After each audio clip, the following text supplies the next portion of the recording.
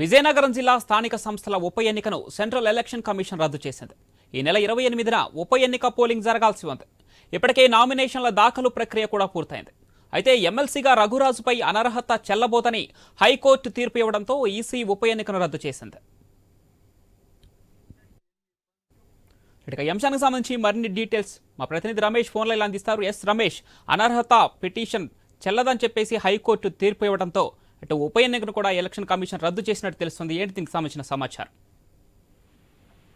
చూస్తే ఇప్పుడు జిల్లా వ్యాప్తంగా కాదు, రాష్ట్ర వ్యాప్తంగా కూడా విజయనగరం జిల్లాలో ఈ ఎమ్మెల్సీ ఎన్నికలు ఉత్కంఠ రేపాయని చెప్పాలి. దీనికి ట్విస్టుల మీద ట్విస్టులతో పాటు ఈ జిల్లా వైఎస్ఆర్ కాంగ్రెస్ పార్టీ తరపు నుంచి నామినేషన్ దాఖలు కావడం, అదేవిధంగా స్వయాన ఎమ్మెల్సీ రఘురాజు భార్య కూడా నామినేషన్ దాఖలు చేయడం, ఒకవైపు కూటమి కూడా ఈ ఎన్నికల దూరంగా ఉండడం, ఏం జరుగుతుందన్న ఉత్కంఠ రాష్ట్ర వ్యాప్తంగా కూడా చర్చకి దారితీసింది. అయితే ఇప్పటికీ వైఎస్ఆర్ కాంగ్రెస్ పార్టీ తరఫున పోటీ చేస్తూ 549 ఎంపీటీసీలకు గాను 34 ఎంపీటీసీలు 160 కౌన్సిలర్లు, కార్పొరేట్లకు గాను మొత్తం 743 ఓటర్లు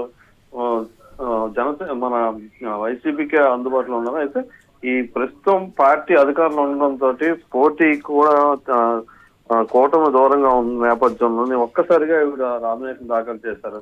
ఈ అనర్హత వేటుతోటి ఎందుకు రఘురాజు ఎమ్మెల్సీ సభ్యత్వం రద్దు అవుతుందని అనుకున్న నేపథ్యంలో మాజీ ఎమ్మెల్యే సమ్మంగి వెంకట చిన్నప్ప నాయుడు తరఫున కూడా నామినేషన్ దాఖలు చేయడం జరిగింది.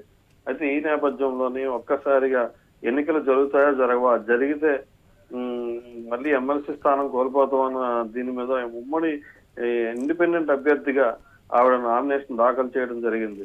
అయితే చిరగా చూస్తే నేటి వరకు కూడా ఎన్నికల కమిషన్ జిల్లా వ్యాప్తంగా ఎన్నికలు కూడా అమల్లో ఉంది, ఎన్నికలు కూడా అమల్లో ఉంటుంది. అది ఏం జరుగుతుందని ఉత్కంఠ జిల్లా వ్యాప్తంగా కూడా చూస్తున్నాం వాస్తవమే. ఈ నేపథ్యంలోని క్రియాశీల పార్టీ చేస్తున్నందుకు తగ్గట్టు వైసీపీ అభ్యర్థిగా మాజీ ఎమ్మెల్యే సంబంగ వెంకట చెన్నప్ప నాయుడికి సాక్షి జిల్లా అధ్యక్షుడు, జిల్లా పార్టీ అధ్యక్షుడు, జిల్లా పరిషత్ చైర్మన్ ఆధ్వర్యంలో నామినేషన్ దాఖలు చేయడం, అదేవిధంగా గెలుపు తమదైన ధీమాలో ఉంటున్నారు. కోర్టు తీర్పు పక్కన పెట్టినప్పటికీ అయితే ఎన్నికలు జరిగితే తమదే ఖచ్చితంగా ఎమ్మెల్సీ పోస్ట్ అన్న ధీమా వాళ్ళు వ్యక్తం చేశారు.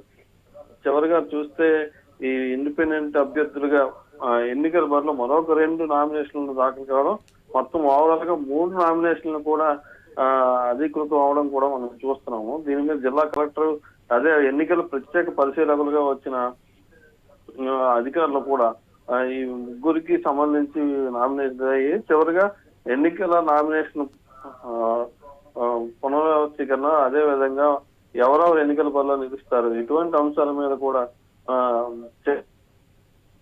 చివరిగా చూస్తే ఈ అన్ని ఉత్కంఠలకి తెరదించినట్టు మరొకసారి కోర్టు తీర్పు రావడం, దీంతో ఇంకా మరి ఈ ఎన్నికలు జరగవు, మళ్ళీ ఈయనే ఎన్నికల ఎమ్మెల్సీగా కొనసాగుతారు, ఎమ్మెల్సీ రఘురాజుకు అనుకూలంగా కోర్టు తీర్పు వచ్చింది అని చెప్పేసి ఇప్పుడు అటు అయితే ఒక రకంగా ఈయన వైఎస్ఆర్ కాంగ్రెస్ పార్టీ తరపు నుంచి స్థానిక సంస్థల ఎమ్మెల్సీగా నిలిచినా ఇప్పుడు మాత్రం కూటమికి అనుకూలంగానే ఎమ్మెల్సీగా వ్యవహరిస్తారన్న ఎటువంటి సందేహం లేదని చెప్పొచ్చు. Right Ramesh, thank you.